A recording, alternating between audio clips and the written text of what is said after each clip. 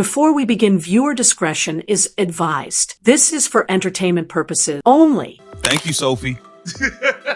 Thank you, Sophie Cunningham. I appreciate you for confirming what we all knew anyway.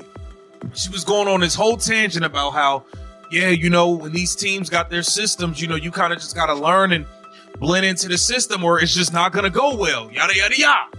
Sophie Cunningham has finally broken her silence, and what she just revealed could shatter the WNBA from within. She didn't just speak out.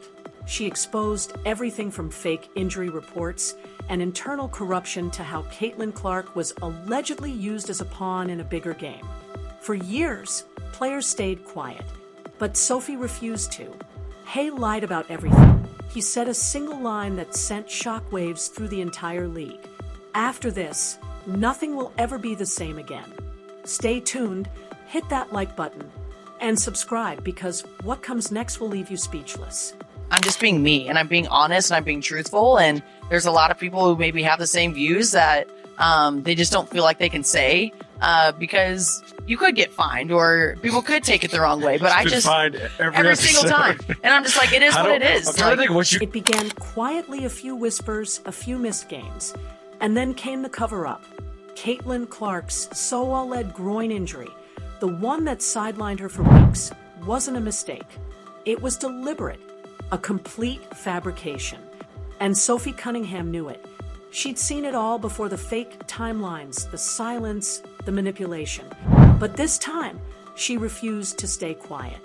Sophie spoke out, and what she revealed changes everything. They don't even want to deal with this lady. They don't even want to talk to her.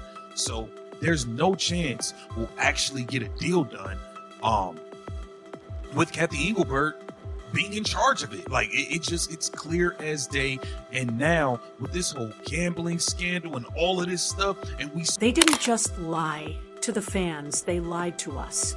Behind closed doors, players were coached on what to say, press statements were scripted, and medical reports were rewritten to fit the league's narrative. Every time Caitlin Clark asked for answers, she was told to rust the process. But that process wasn't built to protect players, it was built to protect reputations.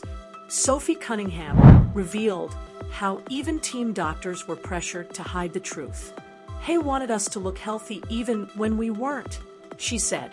That's when her frustration boiled over. Sophie directly called out Stephanie White and Commissioner Kathy Engelbert, tired of being treated like we're replaceable. To your system to play her game.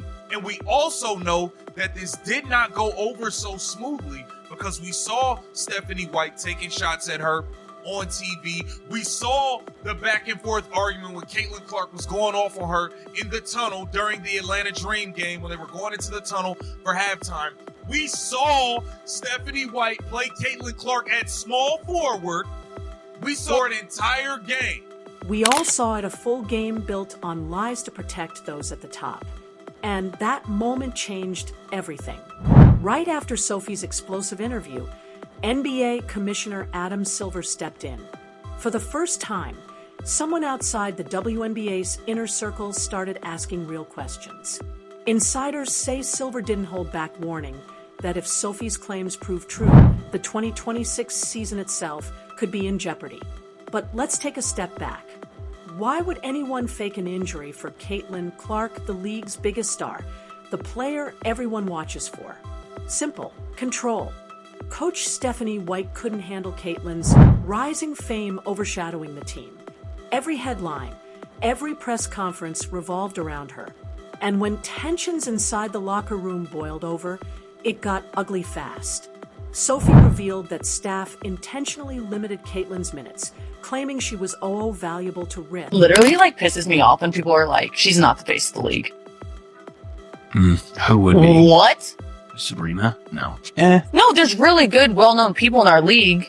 I'm not discrediting them. We have a lot of badasses in our league. Yeah. Hell yeah to that. I'm all for that. But when people try to argue that she's not the face of our league, or if our league would be where we're at without her, you're dumb as Yeah. You're literally dumb as. But Sophie believed the truth was far darker.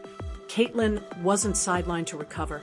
She was sidelined so the team could control the narrative. Her absence became a convenient excuse, a cover to justify losses and protect reputations. Everything felt scripted, and everyone in the organization played their part. By mid-season, Sophie had reached her breaking point. She told reporters that players were mentally collapsing, living in fear not of opponents, but of management. Anyone who dared to question the system was punished. Lexi Hull quietly stood by Sophie and Caitlin, but even she was warned to AUKUS on the game, not the drama. This wasn't drama anymore, it was manipulation. And when Sophie defended Caitlin, she said the words that shook the league. If you can lie about an injury, you can lie about anything. From that moment, everything began to spiral.